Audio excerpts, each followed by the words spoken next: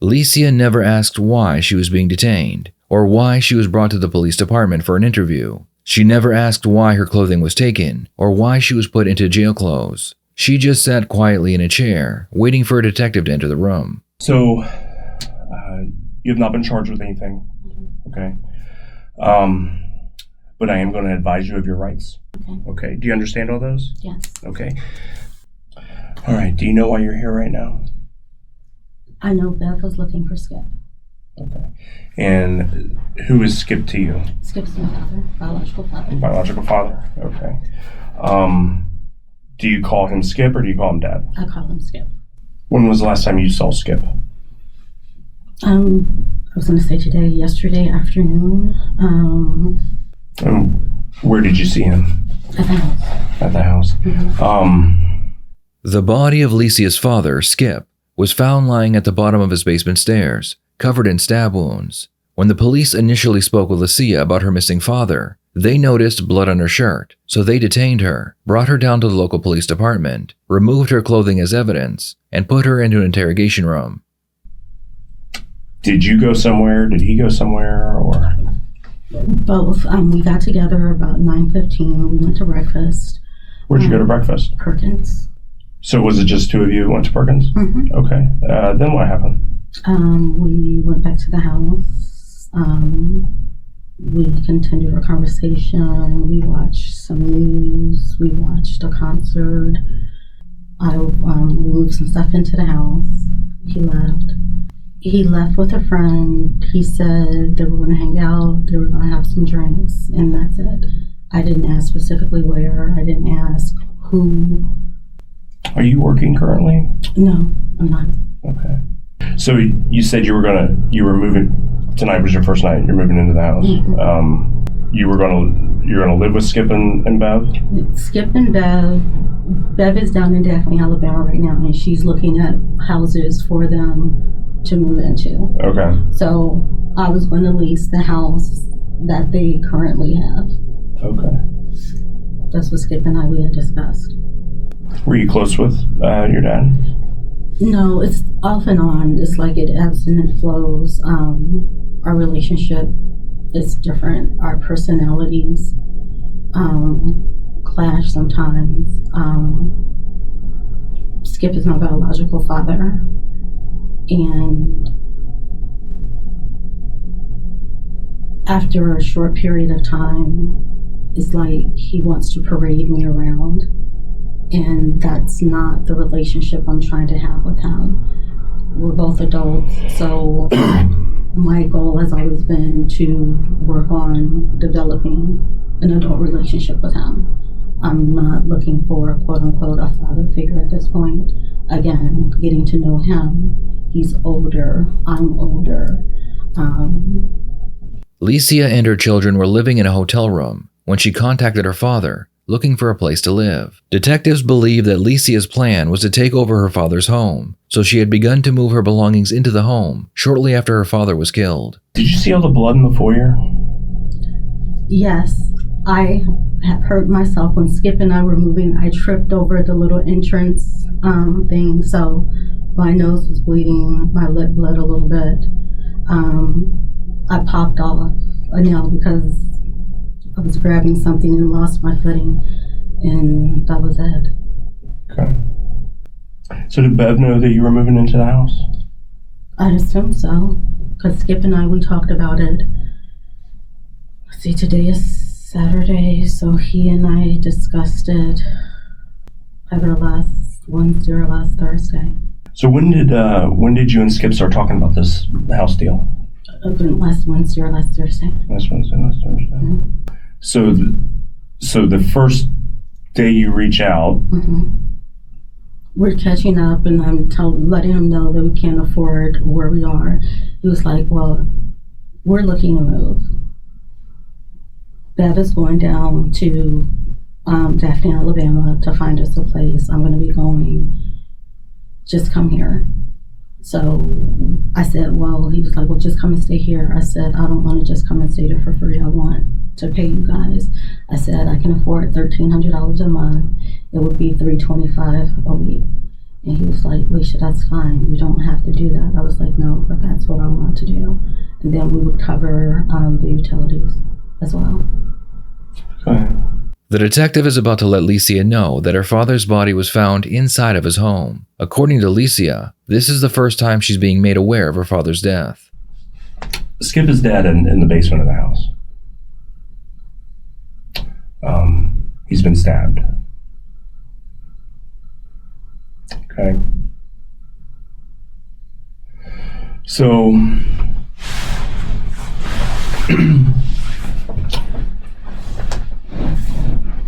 how do you think that happened? I don't know how that happened.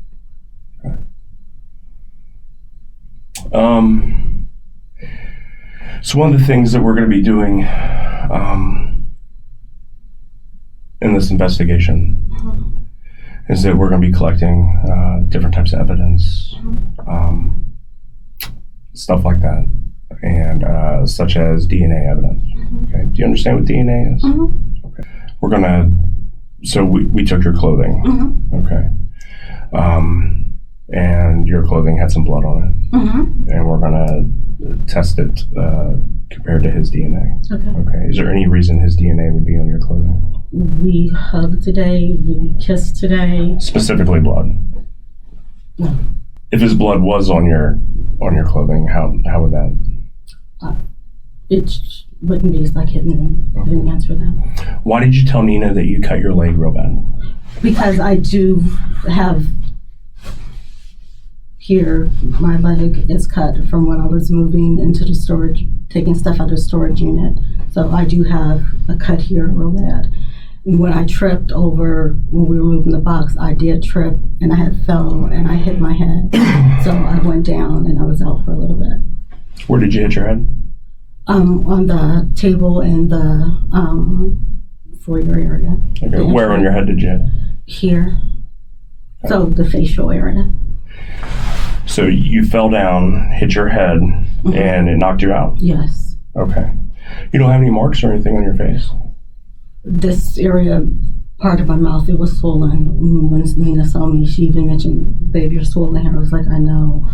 Licia is a terrible liar, and it's very apparent that she made up that story on the spot. The detective is about to become very aggressive with her and accuse her of murdering her father. Did you and Skip have any type of argument today? No, we had a great day. Lots of catching up. Again, going over medical history. We watched the news together. We watched a jazz concert together. We talked about the Essence Festival. We talked about JD.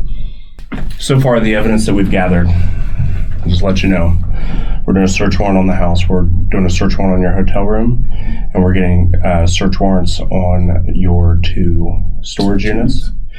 We're also getting a search warrant for your body, which means that we are going to take DNA samples from your nails, from your body. We're going to photograph your body. Okay? I just want you to know that that is what is currently happening and what will happen. Okay? There's also several cameras on Crest Road, or on Raphael Road, on Raphael there. Okay? All right. We're going to be able to corroborate or not corroborate certain things that you're saying. I've already caught you in several lies. Okay? What do you feel? Nina, in particular, said that when at 5:30 today, you told her that you guys were moving into this house and that your father and Bev had flown to Florida. Okay? Bev had already flown and I took her to the airport. Right. But specifically, you told Nina that your father had flown as well. Okay? I'm sure you've done ultimately, I believe, as well as my partners who are currently out there processing the scene and doing the search warrants, that you killed your father today. Okay? That you stabbed him to death. And the evidence is backing that up as we speak. Now, there's many reasons why these things happen. Okay? I don't know what he did to you. Maybe he deserved it. I don't know. But you did stab your father today in that house. You did kill your father. You did drag him down the steps. If an innocent person was accused of killing their father, they wouldn't just sit quietly in a chair. You would see emotional reactions like shock and disbelief, followed by fear and confusion, and then anger. Watch how Licia denies this accusation. The reason, now we just need to know why. What happened? What happened? What did your father do to you that made you snap like that today? Okay, I did not do that. Let's watch that again. Okay, I did not do that. In forensic psychology, when a person shows minimal outward emotional response, like no surprise, fear, anger, or sadness, even when accused of something shocking, this is usually a sign of someone with antisocial or psychopathic tendencies. You told several lies to Bev on the phone? What lies did I tell to Bev on the phone? Do you feel that I told to Bev on the phone? I don't feel that you told lies. I know that you told lies. Because at first you said that he was sleeping, you told him that he was asleep and that he was unable to come to the phone. Okay? And his phone is off. All right? And also, I'd like to know what you did with his dog. Because the dog has been recovered in Westchester. That's what she told me. She said... Yeah. The dog has been recovered in Westchester. Okay? You were also 4 to 5 hours late in picking up the kids today. Okay? Why were you so late? Because I was moving stuff. Couldn't take 30 minutes to go pick them up? I was moving because stuff. You were moving? I was moving stuff and there was no how does that really sound? There was no room for her to sit in the car, and she said she was going to McDonald's with her friends. I said, that's going to be okay? She was like, oh yeah, that's fine. I'll just call you when I'm ready. Okay. That isn't even close to what she told me. Isn't even remotely close. That's exactly what our conversation was. So your girlfriend says that you picked her up at 5:30 today and told her that you guys were moving, that you were assuming the mortgage for $1,200 of your parents' house because your parents, both of your parents flew out today to Florida. They were moving to Florida. Specifically, that is exactly what she told me.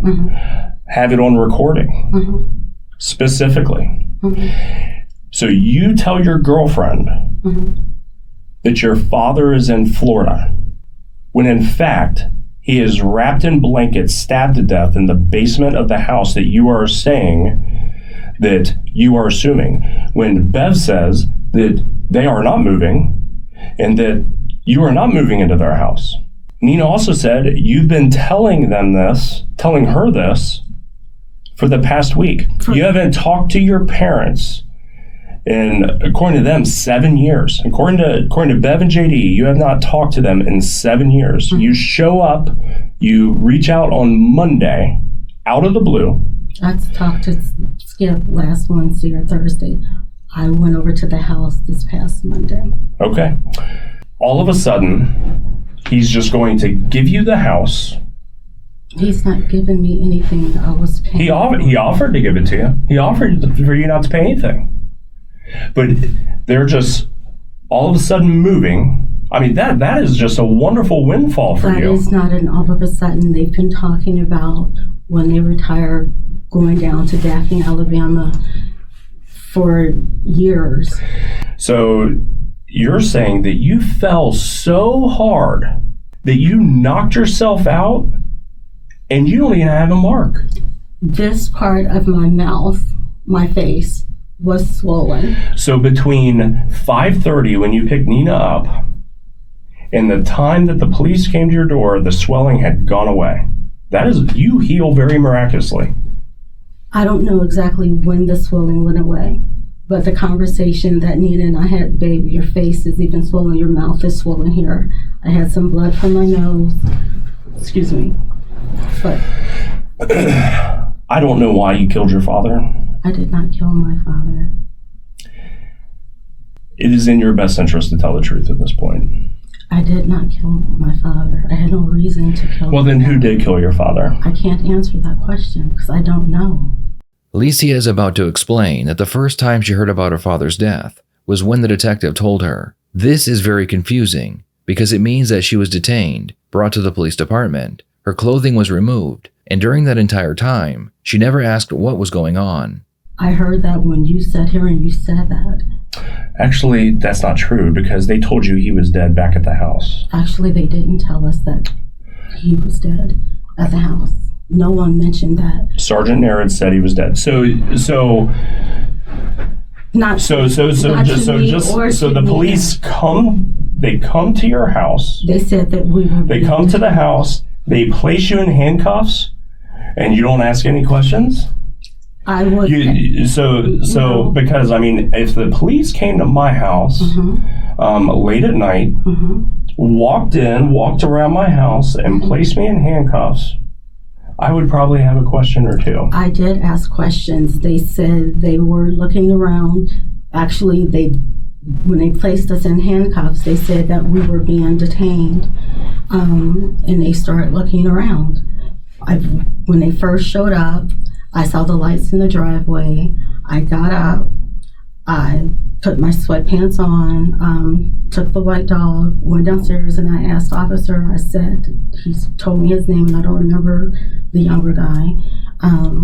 He said that Bev had said that Skip, she wasn't able to reach Skip.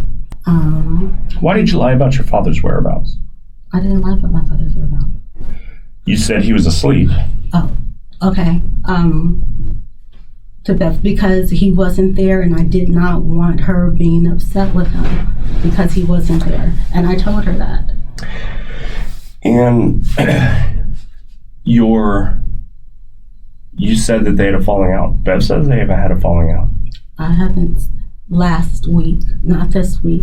Last week they had a falling out, according to Bev and according to. So they had a falling out last week. But you told me that because of that falling out, your dad didn't go to Florida. But then you told Nina that he flew to Florida today. I never told Nina that Skip flew to Florida today. So Nina's lying? She might have been confused, but I did not tell Nina that Skip flew to Florida today. You told her that both Bev and Skip flew to Florida. It might not have been today, but they were both out of state and both in Florida, is exactly what she said you told her. That's hard to confuse. No, actually, you're saying two different things, but that's okay. What are the two different things I'm saying? You said two different things right now. At first, you're saying that she said that they flew out today, which we... I said maybe she didn't say today. Maybe I misunderstood that. But she did say that you told her that the two of them did fly to Florida, and that's why you were moving in the house today, because you originally told her that you weren't moving until Sunday. So why move in today? You told her you weren't going to move until Sunday. I never said that. You weren't going to move until Sunday. So she's lying again? I'm not saying she's lying. I'm not saying that she... Well, why would she say that? So when we test all the blood that is in the foyer, and it's not your blood and it's his blood, what is... I can't explain his blood. I can explain my blood. I can't explain his blood. You realize your phone tracks everywhere you go. And we're going to get that as well. Okay. The detective looks at Licia's hands, and he notices that a few of her fake nails are missing. So you're carrying stuff, and it, with such force, it rips off your nails as well as part of your actual real nail today. No, part of my real nail. No, I'm talking about the ones that are...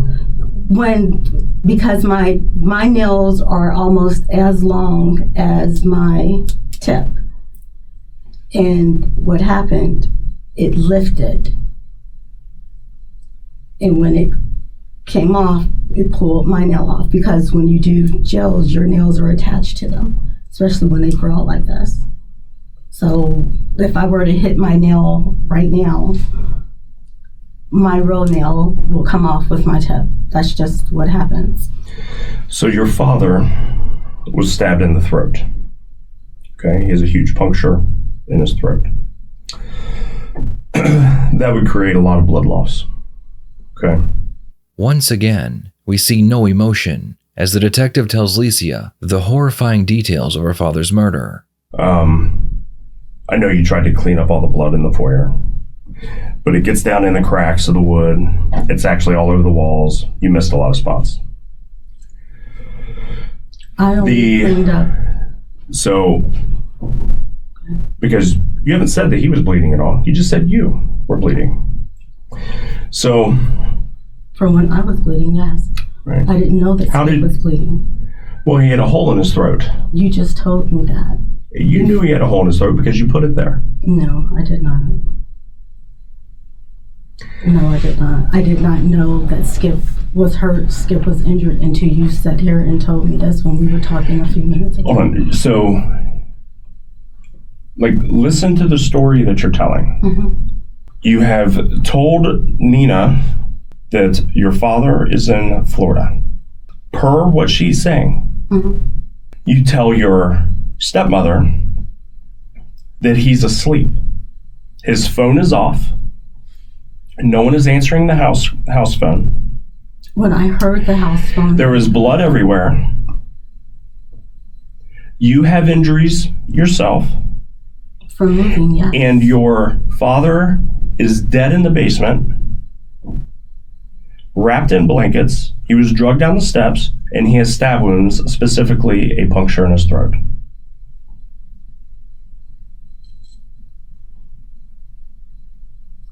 So you lie to several people. You're trying to cover your lies, and your father is stabbed to death in the basement. I'm not trying to cover any lies. When Bev sent me a message, can you have Skip call me? I called her back. I said, Bev, I'm going to be honest with you. Skip is not here. Where did he go? He left with a friend. He said... Who's the friend? I don't know. Male or female? Female. What kind of car? It was a black Toyota. I can't tell you the model. It was like a sedan. That's all that I know. So when I checked the doorbell camera of the next door neighbor, and it doesn't show that. That's all that I know. That's another lie. I have not lied. I don't know. I didn't know the person. There was not an introduction. I was in the doorway. That was it. When all you guys got to the house tonight, that you told the kids not to go into the basement. No, I didn't tell the kids. The kids asked if we had a basement. I said yes. I said it's not furnished. It's just storage. Okay. So, and I didn't ask her that. She specifically, she told me that. That's fine. She told me that you said, don't go into the basement. No, I did not say not to go into the basement. If there was a basement, I said yes, but it's not furnished like the other house. It's just storage. Okay. Sometimes, guilty suspects will do their best to appear calm because they believe it makes them appear more believable or innocent. In their minds, an innocent person would naturally remain composed, while a guilty one would seem nervous, agitated, or desperate to explain themselves. The problem is, appearing too calm in the face of a devastating accusation may suggest that the suspect is suppressing genuine emotion or detaching psychologically to maintain control. Ironically, the very effort to appear innocent can end up making the suspect look calculated or emotionally cold. Well, then why did you tell Nina that your dad was in Florida? Because originally he was going to go with Bev. He decided he was not going to go. So why? And I thought that Bev had flew into Florida. But you knew he wasn't in Florida. You knew he was here. We didn't speak on that yesterday, not today. Why were you late picking up the kids today? Yesterday? From school? I thought she wasn't getting out until 1:30, so that's why I was late. And so you were moving stuff the entire time until you went and picked her up? Not the entire time, because I was with Skip for part of the time. Okay. You said Skip was helping you move stuff in? Stuff downstairs, yes. The detective shows her a screenshot from a camera a few miles from her father's home. This proves she is lying about spending the entire day unloading her possessions. Licia does what she does best, and she calmly denies the picture is her. You're having trouble keeping all your lies straight. No, I have not lied about anything. You lied about many things. No. I told Bev that Skip was asleep because I didn't want her upset with Skip. He had gone out. He wasn't back. No, you lied because you had killed Skip and he was at the basement steps. No, I did You not. had stabbed him in the neck. No, I did not. Okay? I want a lawyer now. Let's not talk anymore because you're trying to get me to say something that I did not do. And I didn't. Okay. All right. As we see in similar cases, Alicia was initially charged with first-degree murder, but she would accept a plea deal from the prosecution. Alicia was sentenced to 15 years in prison for murdering her father so she could move into his home. What are your thoughts on this sentence? Was it more or less than she deserved? Please share your thoughts in the comments below.